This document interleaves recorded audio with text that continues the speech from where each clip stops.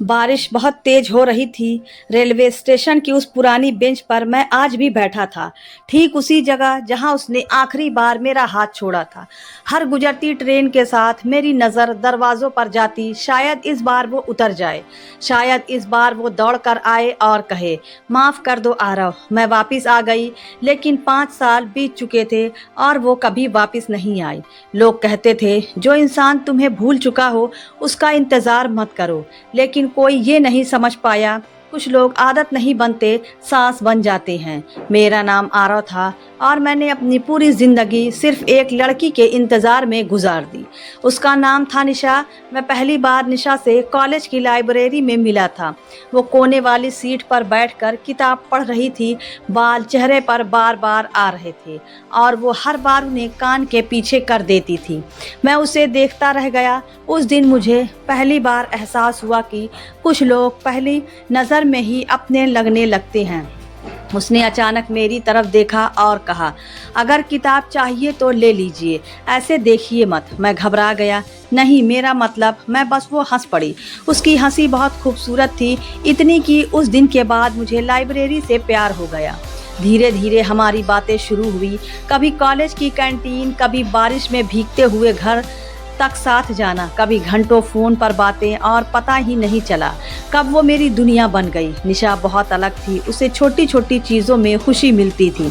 सड़क किनारे चाय, पुरानी फिल्में, बारिश में भीगना और मेरी बेवकूफ़ियों पर हंसना।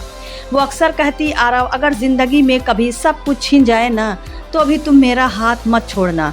और मैं हंसकर कहता, मर जाऊंगा लेकिन तुम्हें कभी अकेला नहीं छोड़ूंगा। उस वक्त कहाँ पता था कि ज़िंदगी इंसान से सबसे पहले उसके वादे छीनती है।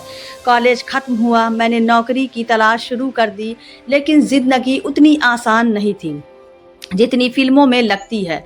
घर की हालत ख़राब थी, पिता बीमार रहते थे, माँ लोगों के घर सिलाई करती थी और मैं हर जगह नौकरी के लिए भटक रहा था। उधर निशा के घर वाले उसकी शादी के लिए दबाव डालने लगे। एक दिन वो रोते हुए मुझसे मिलने आई। आरव, पापा मेरी शादी तय कर देंगे। मैंने उसका हाथ पकड़ लिया। बस थोड़ा वक्त और दे दो, मैं सब ठीक कर दूंगा। वो रोते हुए बोली, मुझे तुम पर भरोसा है, लेकिन घर वालों को नहीं। उस रात मैं पूरी रात नहीं सोया। मुझे पहली बार डर लगा, उसे खो देने का डर। मैंने दिन रात मेहनत शुरू कर दी। सुबह इंटरव्यू, शाम पार्ट टाइम काम, रात को ऑनलाइन काम। मैं टूट रहा था, लेकिन सिर्फ उसके लिए लड़ रहा था। फिर एक दिन मुझे नौकरी मिल गई। सैलरी ज़्यादा नहीं थी, लेकिन मेरे लिए वो किसी जीत से कम नहीं थी। मैं सबसे पहले निशा के घर गया, लेकिन वहाँ पहुँचकर मेरे पैरों तले ज़मीन खिसक गई। घर पर ताला लगा था। पड़ोस वाली आंटी ने कहा, वो लोग तो कल रात ही शहर छोड़कर चले गए। मेरे हाथ से मिठाई का डब्बा गिर गया। कहाँ गए पता नहीं बेटा।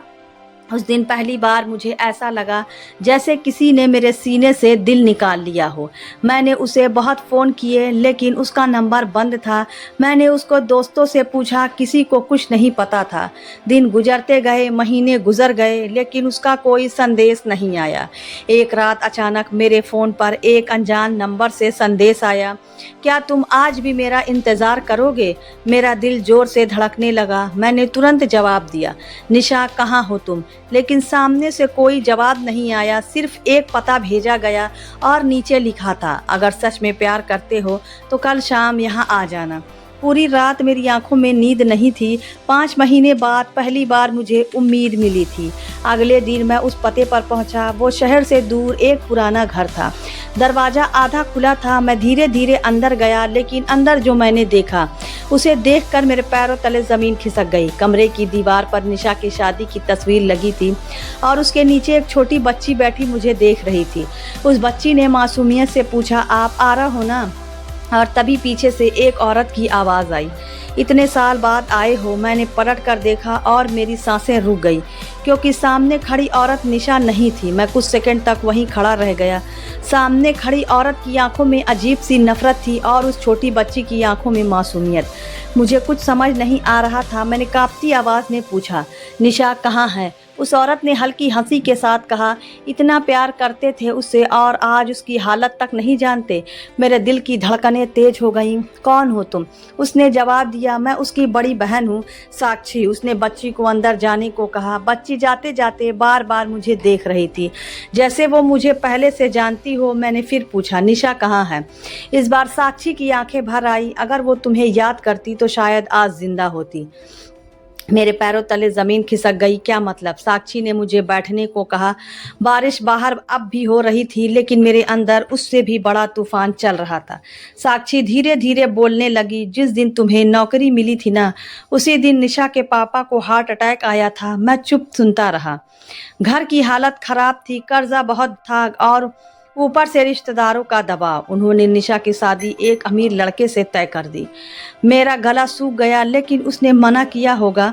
वो मुझसे प्यार करती थी। साक्षी मुस्कुराई, लेकिन उसकी मुस्कान में दर्द था। हाँ, उसने बहुत लड़ाई की थी। उसने पापा से कहा था, मैं सिर्फ आरव से शादी करूंगी। मेरी आंखों में आंसू आ गए। फिर साक्षी की आवाज़ कांप गई। फिर उसके पापा ने जहर खाने की कोशिश की। मैं सुन्न पड़ गया। निशा टूट गई थी आरव। उसे लगा उसकी वजह से उसका परिवार बिखर जाएगा। उसने तुम्हें बहुत फ़ोन किए। मैं तुरंत बोला, लेकिन मुझे कोई फ़ोन नहीं आया, क्योंकि उसके पापा ने उसका फ़ोन तोड़ दिया था। मेरे हाथ कांपने लगे। इतने महीनों से मैं सोच रहा था कि शायद वो मुझे भूल गई, लेकिन सच कुछ और था। साक्षी अंदर गई और एक पुराना डिब्बा लेकर आई। उसने मेरे सामने रख दिया। ये सब तुम्हारे लिए था। मैंने डिब्बा खोला। उसके अंदर दर्जनों खत थे। हर खत पर मेरा नाम लिखा था। मेरी आंखें भर आईं। मैंने पहला खत खोला। उसमें लिखा था, आरव, अगर ये खत तुम्हें मिले तो समझना मैंने आखिरी सांस तक सिर्फ तुमसे प्यार किया। मेरे हाथ कांपने लगे। दूसरे खत में लिखा था, मुझे माफ़ कर देना, मैं बहुत कमज़ोर निकली। तीसरे खत में, काश ज़िंदगी सिर्फ प्यार से चलती तो मैं कभी तुमसे दूर नहीं जाती। मैं रो पड़ा। इतने सालों में पहली बार मुझे एहसास हुआ कि दर्द सिर्फ मुझे नहीं हुआ था, वो भी हर दिन मर रही थी। मैंने साक्षी से पूछा, उसकी शादी हो गई थी? साक्षी कुछ सेकंड चुप रही, फिर बोली, हाँ, लेकिन वो कभी खुश नहीं रही। जिस लड़के से उसकी शादी हुई वो शराब पीता था, मारता था और हर दिन उसे ताने देता था। मेरे अंदर गुस्सा भर आया। तो उसने मुझे ढूंढा क्यों नहीं? साक्षी ने मेरी तरफ देखा। ढूंढा था, बहुत ढूंढा था, लेकिन तब तक तुम शहर छोड़ चुके थे। मैं चौंक गया। असल में मैं नौकरी के बाद मैं दूसरे शहर चला गया था। मैं हर दिन उसके लौटने का इंतज़ार करता रहा और वो हर दिन मुझे ढूंढती रही। किस्मत हम दोनों के साथ खेल खेल रही थी।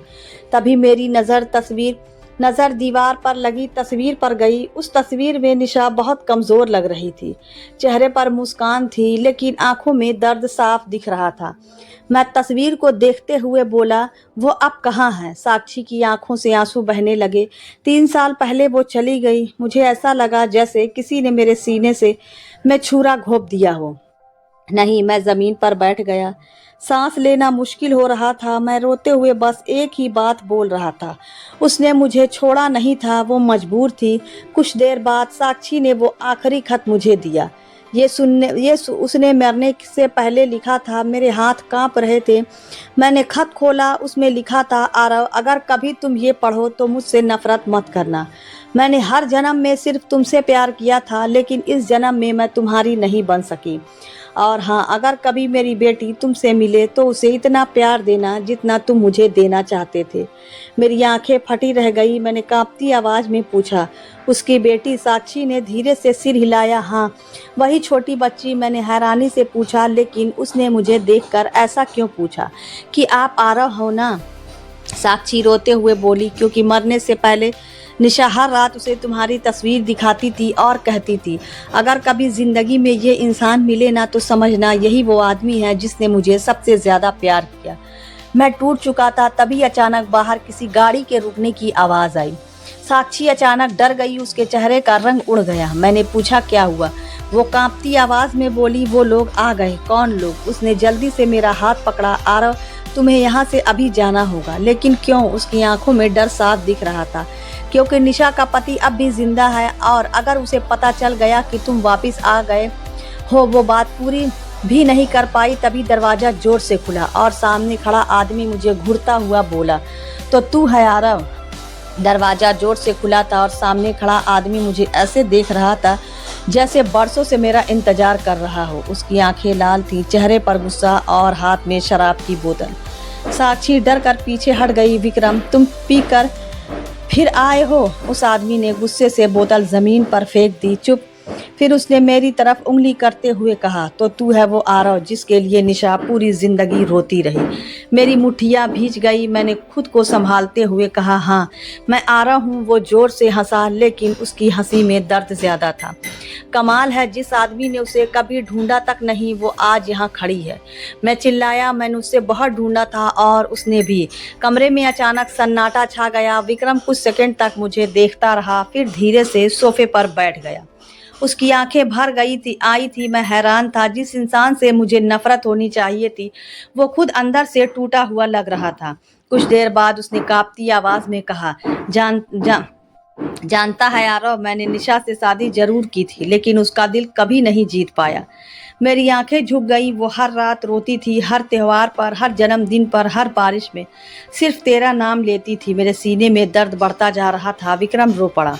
मैं उससे बहुत प्यार करने लगा था, लेकिन वो मुझे कभी प्यार नहीं कर पाई। मैं गुस्से में उसे मारता था, चिल्लाता था, क्योंकि मुझे हर दिन हारने का एहसास होता था।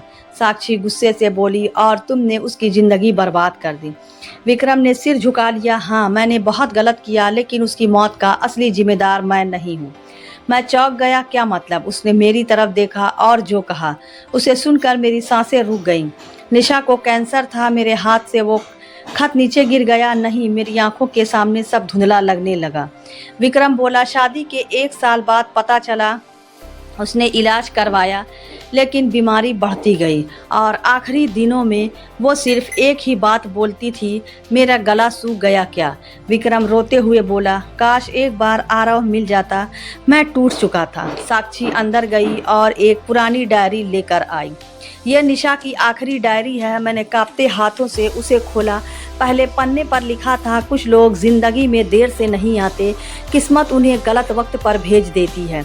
मेरी आंखों से आंसू गिरने लगे। हर पन्ने पर सिर्फ मेरा नाम था, कहीं मेरी तारीफ, कहीं मेरी यादें, कहीं अधूरे सपने। फिर आखिरी पन्ने पर लिखा था, अगर मैं मर जाऊं तो आरव को कभी मत बताना कि मैं उसे भूल गई थी, क्योंकि सच ये है, मैंने उसे आखिरी सांस तक चाहा। मैं फूट फूट कर रो पड़ा।